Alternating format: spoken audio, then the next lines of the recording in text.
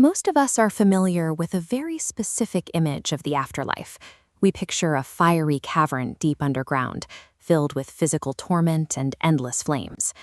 This image comes from a very old way of thinking.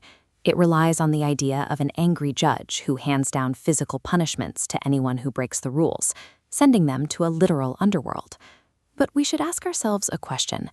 What if this terrifying picture is completely backward? What if there is no physical fire and no angry judge waiting to hand down a sentence? This diagram illustrates a different perspective, first offered by an 18th century philosopher named Emanuel Swedenborg. It shows that this place is not a geographic postcode located beneath the earth.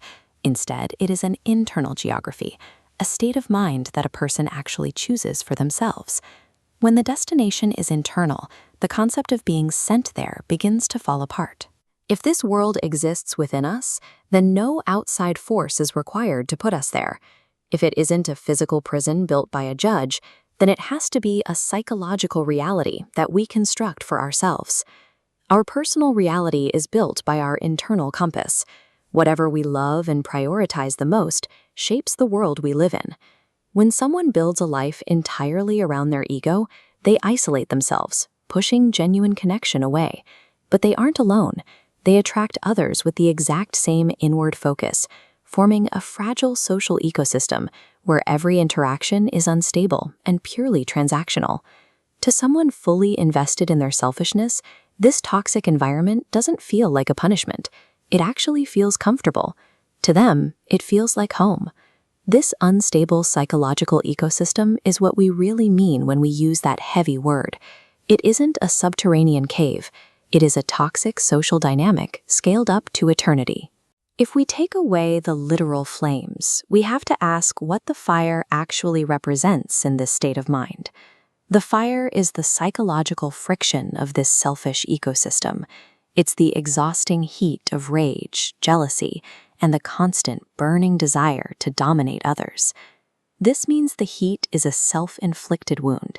It comes from clashing egos rubbing against each other, not from a punishment handed down from above.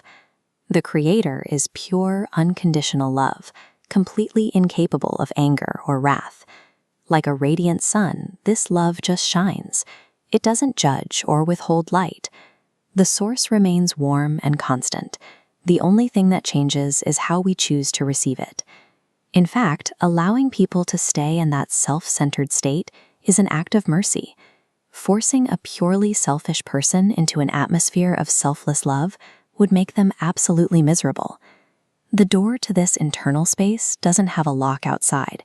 It is held shut from the inside by our own daily choices. Once you understand that this is a state of mind you choose, the fear of it as a physical threat begins to dissolve. We can stop looking at the universe as a courtroom focused on strict rules and start seeing it as a garden focused on growth. This shifts the focus away from a one-time legal fix used to avoid a penalty. We begin to see a slow, organic rebuilding of the self, a constant process of renewal. This renewal is the daily work of taming the ego.